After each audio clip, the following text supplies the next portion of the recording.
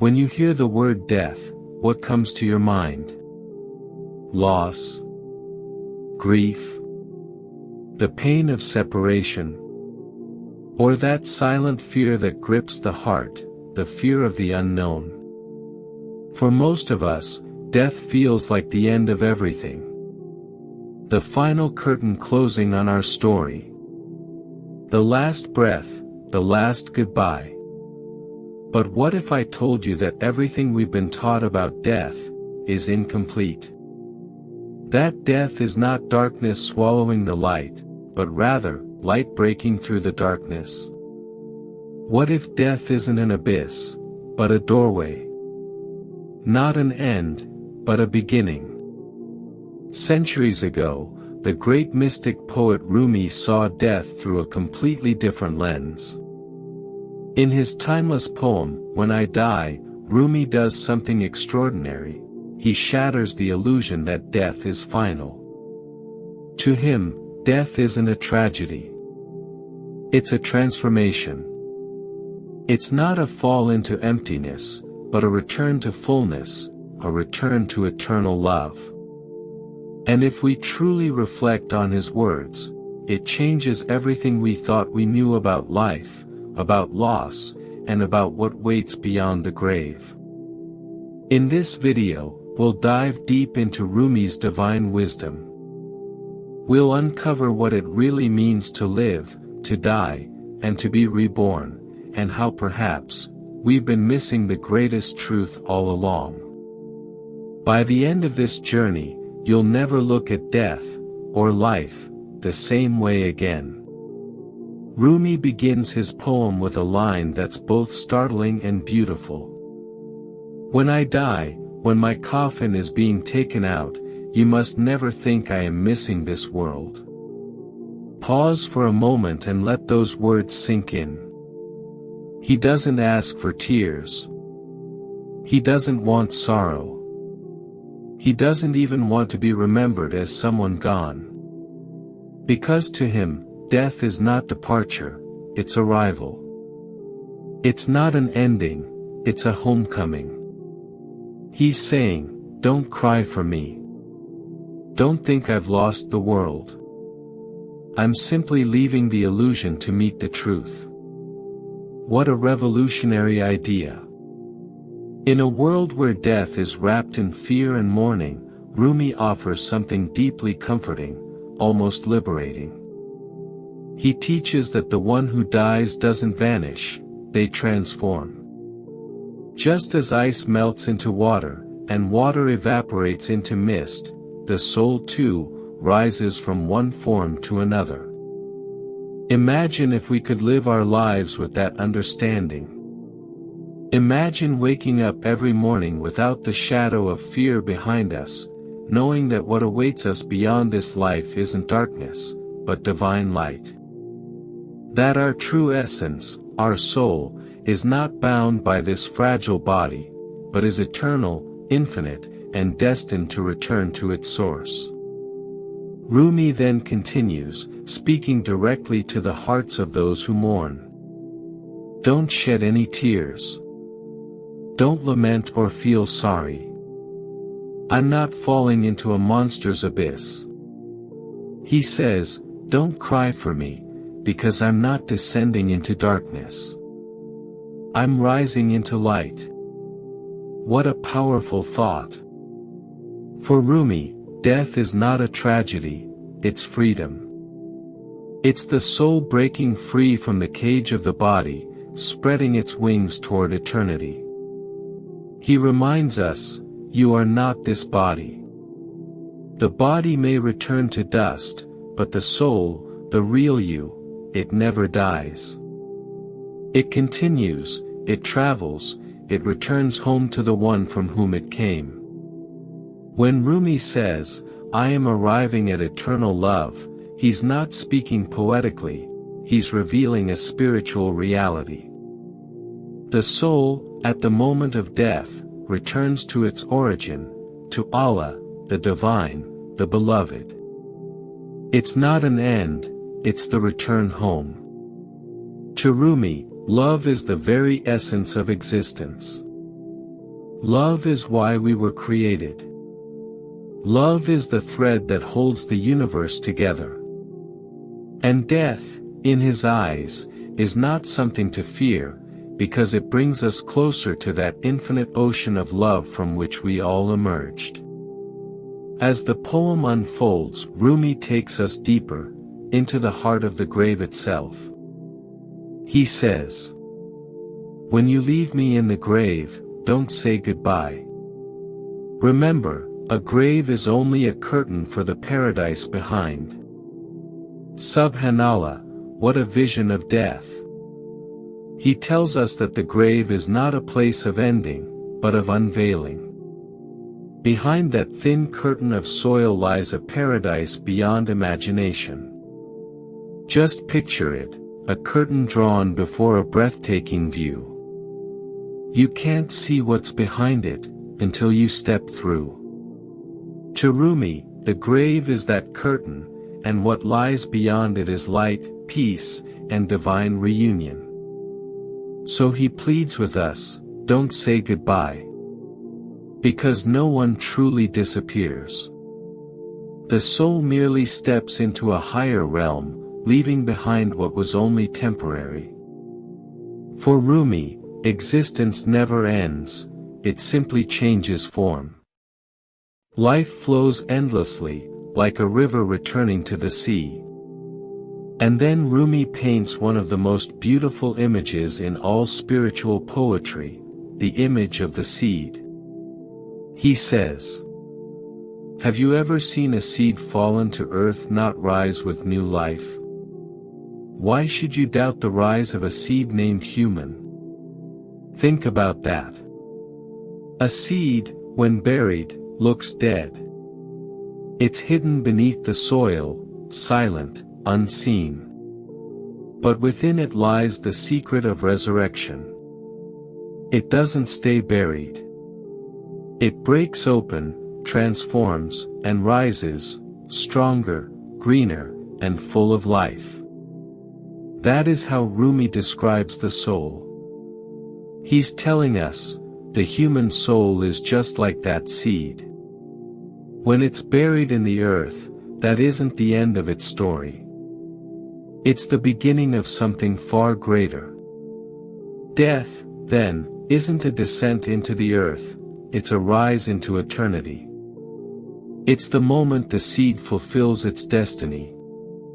So the next time you think of death, remember. You are not watching something end, you're witnessing something transform. Behind every farewell is a reunion. Behind every grave, a garden. And behind every loss, eternal love waiting to welcome you home. Just as a tiny seed pushes through the heavy earth to become something magnificent, Rumi calls us to look beyond what our eyes can see. He tells us that what we call death is not disappearance, it is transformation. Just as the seed seems to die when it is buried, only to rise again as a tree, a flower, or something beautiful that fulfills its divine purpose, so too does the human soul. When we leave behind this fragile shell, this body made of dust, we are not ending. We are rising.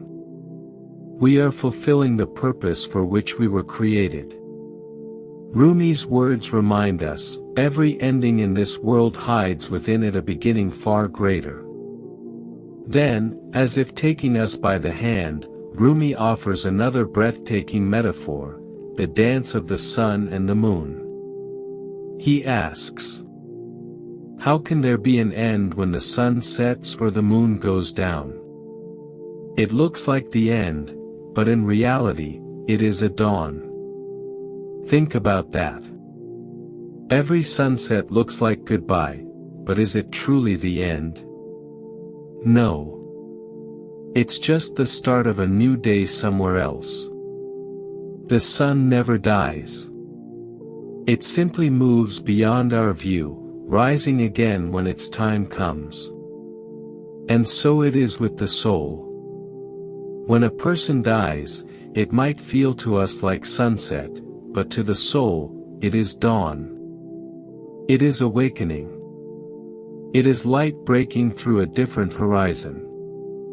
Rumi reminds us that the cycles of life, the setting sun, the fading moon, are divine whispers from the Creator, telling us that nothing truly ends. The sun that disappears from one sky is simply shining in another. Likewise, the soul that leaves this world is simply shining in another realm. In life, we all experience moments of dusk, those times when everything seems to end. Moments of heartbreak, loss, confusion, and grief, when darkness seems endless.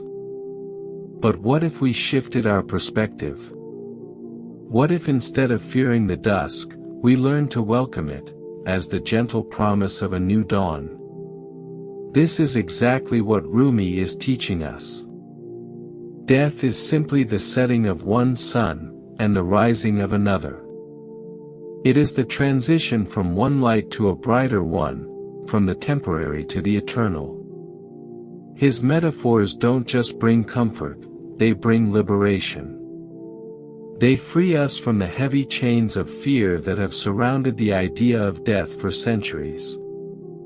To Rumi, death isn't a moment to dread. It's a moment to embrace, because it is the soul's release. He says beautifully, "When the grave locks you up, that is when your soul is freed." Subhanallah, what a powerful truth. When the body returns to the earth, the soul takes flight. When the world closes its doors, heaven opens its gates. Rumi invites us to let go of our attachments, the worries, the possessions, the fears that keep us anchored to this world. Because when we cling too tightly to the material, we become prisoners of it. But death, in Rumi's divine vision, is freedom. The soul, once confined, becomes limitless. It rises, unburdened and unchained, ready to meet its beloved, the one who created it, the one it has always longed to return to. For most of us, this is difficult to understand. We've been taught to fear death since childhood, to see it as the ultimate loss, the great unknown. But Rumi turns this idea upside down. He tells us that in death there is not loss, but liberation. A freedom to transcend the physical world. A chance to unite with the divine and become one with the ocean of eternal love. Imagine, for a moment, what life would feel like if we lived without fearing death. If we lived with complete trust that our souls are eternal, that every ending is just a doorway to a new beginning. How light our hearts would feel. How fearless our days would become. Rumi's poetry urges us to see death not as destruction, but as a rite of passage, a sacred journey toward truth, peace, and divine connection. It's not the end of the story. It's the most beautiful chapter we have yet to read. And then, Rumi paints yet another breathtaking picture, this time with the image of a well. He says, "Have you ever seen a bucket lowered into a well come back empty?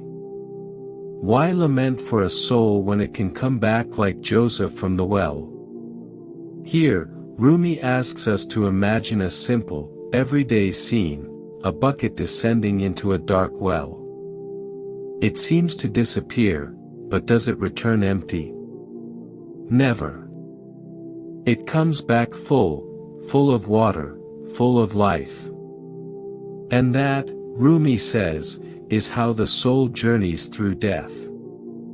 It descends, yes, into what looks like darkness, but it doesn't stay there. It returns, full of divine light, full of truth, full of love.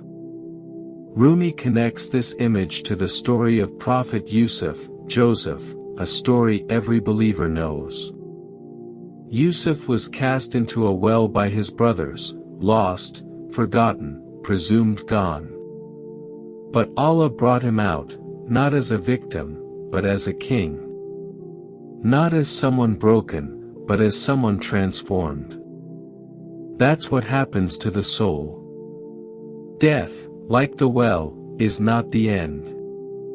It's the descent before the rise. The silence before the song. The darkness before the light. So why mourn the soul's journey when it is destined to return even more radiant than before? Instead of lamenting, Rumi calls us to rejoice. Rejoice in the promise that nothing is ever truly lost. Rejoice in the continuity of life beyond what we can see. Now that we've seen how Rumi uses the seed, the sun, and the well to explain the journey of the soul, it's time to ask a deeper question. What does this mean for us, the living? How can this wisdom transform the way we breathe, love, and live our lives today? Because Rumi's poetry isn't just about dying well, it's about living well. It's about living with peace, with surrender, with faith in the divine flow of life.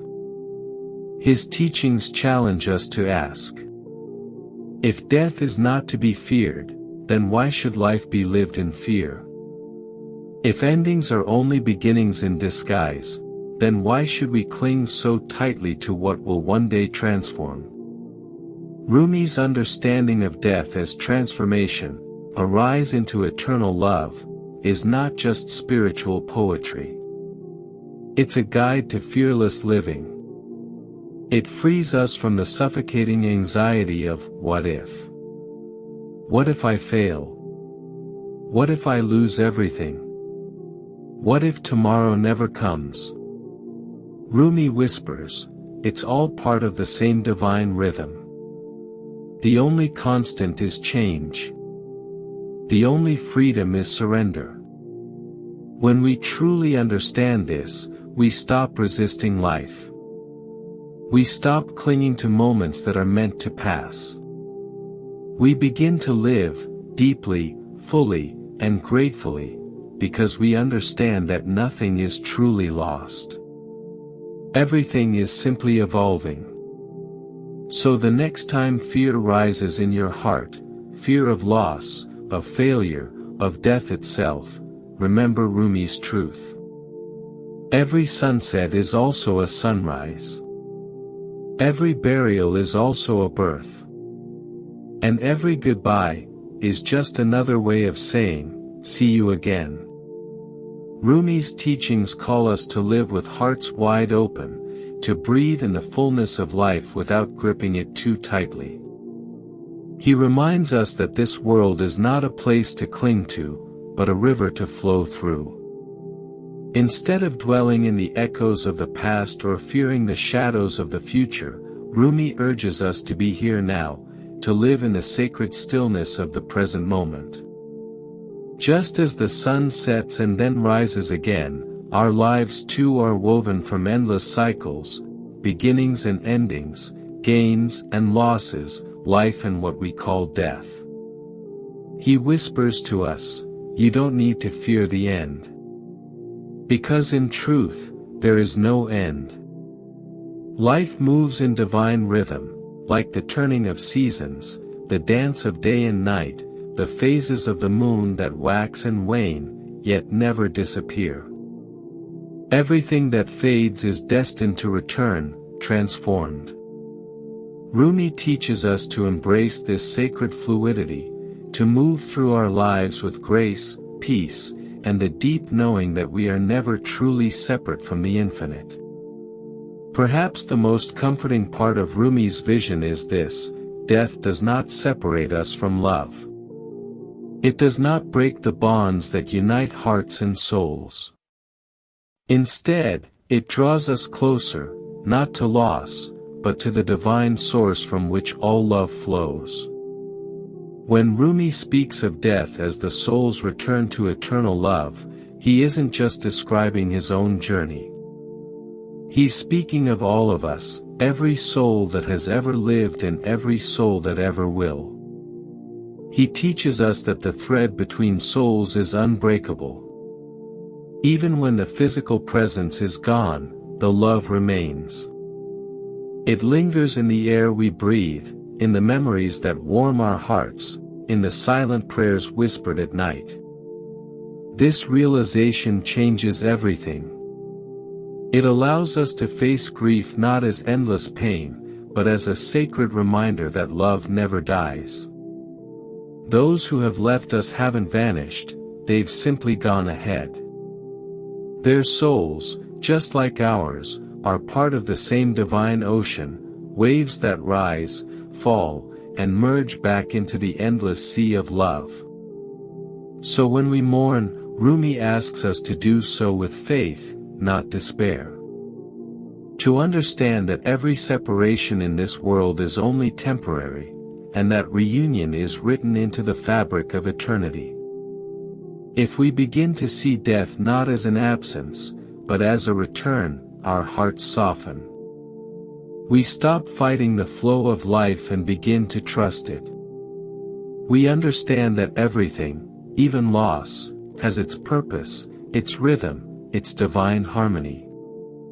Because, as Rumi reminds us, we are never truly gone.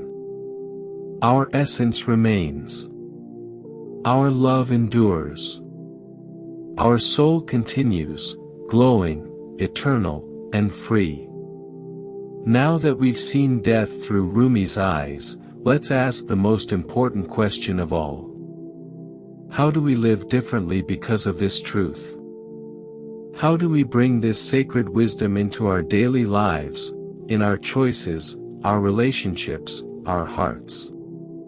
Rumi offers us 4 timeless practices, a spiritual roadmap for living with peace, freedom, and divine connection. 1. Live with intention and awareness. Rumi reminds us, the soul is eternal. So live with awareness, with the understanding that your actions, your words, and your energy ripple far beyond this moment. Ask yourself, is what I am doing born from love? Every decision becomes sacred when it aligns with your soul's purpose. When you act from love, you walk the path of light, calm, centered, and graceful. 2. Embrace change and release fear. Rumi tells us that life is a circle, constantly turning, constantly renewing. Just as the seasons transform, so must we. Let go of the illusion of control. Welcome change as a friend, not a threat. Because the unknown is not darkness, it is the space where miracles are born. When we trust in this divine flow, we live without fear, and every ending becomes a doorway to something more beautiful. 3. Cultivate compassion and forgiveness. The foundation of Rumi's wisdom is love, and love cannot exist without compassion. Forgive freely. Forgive others, and forgive yourself. When you release resentment, you are no longer weighed down by the past. You create space within your heart for healing, peace, and divine light. As Rumi wrote, through love, all pain will turn to medicine. 4. Connect with your soul. Rumi's entire life was a dance of connection, with the divine, with love, with the infinite self within him. But in our noisy modern lives, we forget to listen to our souls. Take moments of silence. Pray. Reflect. Sit beneath the sky and feel how small yet infinite you are. When you listen to your soul's whispers, you begin to live authentically, not just existing, but awakening. Across centuries, Rumi's words still echo through time, calling out to every soul who seeks peace. He reminds us that death is not a shadow to be feared, but a sacred part of life's divine rhythm. It is the passageway to return home, to the source of love itself. By embracing his teachings, we are not merely preparing for the end of life, we are transforming the way we live each day. We are freeing ourselves from fear, choosing love over anxiety, and stepping into the eternal current of existence. Rumi's words whisper softly. Even in your darkest moments, love is there. Even in the silence of loss, love remains. Because in the end, and in the beginning, love is all that truly exists. So as you move through your own journey, remember this. When your physical body fades, you are not gone. You are simply going home, returning to eternal love. And that, dear soul, is not something to fear. It is something to celebrate. Take a deep breath and let this truth settle in your heart. Rumi's words are not just poetry, they are a map for the soul, guiding us to live, love, and die with grace. As we close, take a quiet moment to reflect. Look at your life through Rumi's eyes, with wonder, not worry. Let go of fear. Embrace love. Trust that your journey, and every soul's journey, never truly ends. Because the soul, like the seed, rises again and again. The sun sets only to rise once more. And so too, will we. Thank you for joining us on this journey through the Sufi prism, through the timeless wisdom of Rumi. If you found peace and inspiration in his words, don't forget to like, comment, and subscribe. Your support helps us continue spreading the light of spiritual reflection and love. And remember, the journey of the soul is endless. So keep seeking. Keep exploring. And above all, keep loving.